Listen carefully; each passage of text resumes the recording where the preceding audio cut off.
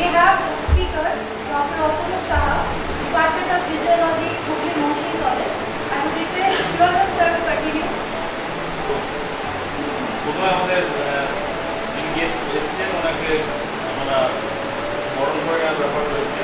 আমি আমাদের প্রিন্সিপাল স্যারকে বলবো যে আগে খুবই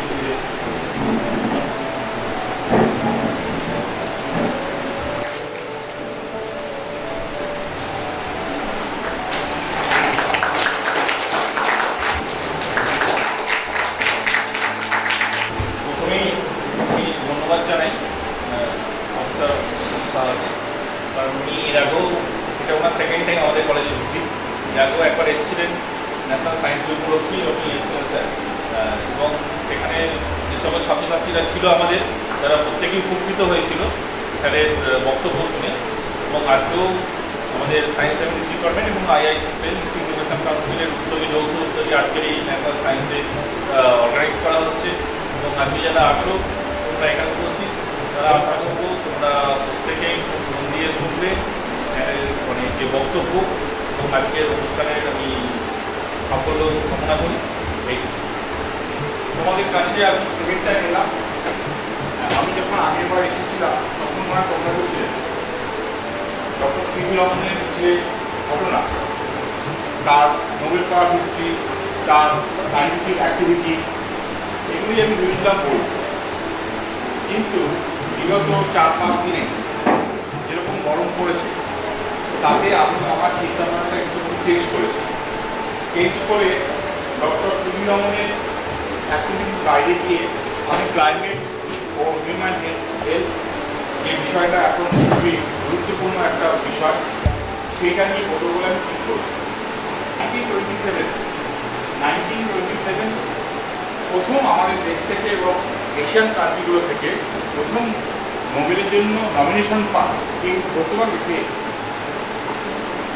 পান হচ্ছে আমাদের উপেন্দ্রনাথ ব্রহ্মচারী, ইউএন ব্রহ্মচারী। তিনি আমাদের এই শহরেরই ছিলেন, তিনি চুচুড়ারই ছিলেন এবং তিনি হুগলি মহসিন কলেজ থেকেই পাস করেছেন। মহসিন কলেজ থেকেই হ্যালেন, মহসিন কলেজ থেকে ম্যাথমেটিক্স এবং কেমিস্ট্রি দুটো সাবজেক্টে অনার্স নিয়ে তিনি পাস করেন। তিনি আমার পৃথিবী ছাড়া আর কোনো গ্রহতে কেন নেই। প্রথমে আছে আমাদের মার্কারি গ্রুপ, তারপর আছে শুক্র, তারপর আছে আর্থ, তারপর আছে মঙ্গল। এই যে পরপর যাচ্ছে আমাদের এই টোটাল একটা নেপচুন পর্যন্ত কোথাও কি থাকতে পারে প্রাণ।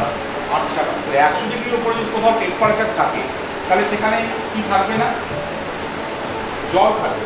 তাহলে জলটা কি হয়ে যাবে, ভেপার হয়ে যাবে, বাষ্প হয়ে যাবে। তাহলে প্রথমেই একটা কথা মনে রাখতে হবে, আমাদের কিন্তু দ্বিতীয় কোনো আর্থ একটাই আর্থ, এই বিশ্বব্রহ্মাণ্ডে একটাই আর্থ আছে, এখানে আমাদের হচ্ছে প্রাণ আছে। আর্থের এনার্জি ব্যালেন্স করতে গেলে কিছু কম্পোনেন্ট গুলো তো দায়ী।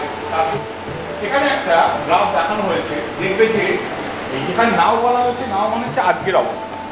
আজকের অবস্থা থেকে যদি 20,000 বছর পিছিয়ে যায়, যেখানে হচ্ছে লাস্ট আইস এজ হয়েছিল, সেখানে টেম্পারেচার দেখো লেখা আছে আর্থের অ্যাভারেজ টেম্পারেচার -5।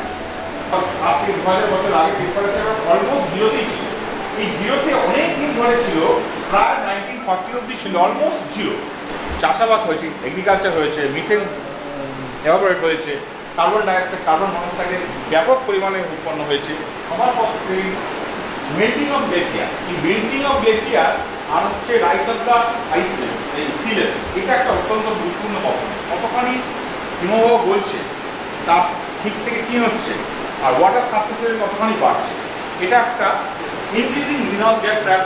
এই ঘটনাটাকে আমি দেখিয়েছিলাম যে সার্ফেসে যখন উঠবে তখন ওয়েভলেন্থটা হচ্ছে কম থাকবে, তা 70 বেশি থাকবে, এবং সার্ফেস থেকে বেরিয়ে যাবে। লঙ্গার ওয়েভলেন্থ হবে বলে তা 70 থাকবে, তা বেরিয়ে যাওয়ার কথা, কিন্তু বেরোতে পারে না, গ্রিনহাউস গ্যাস ট্র্যাপটা আবার ফেরত আসে। সেই জন্য ইনক্রিজটা টেম্পারেচার। এখানে বলা হয়েছে how climate changes affect the health.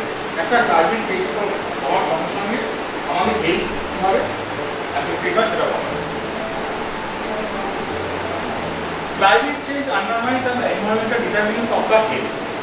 এই ঘটনাগুলোর সঙ্গে যে ঘটনাগুলো ইনডাইরেক্টলি ইম্প্যাক্ট করে যাচ্ছে, সেখানে হচ্ছে প্রথম হচ্ছে ওয়াটার কোয়ালিটি এবং ওয়াটার কোয়ান্টিটি, দুটি সমস্যা হচ্ছে।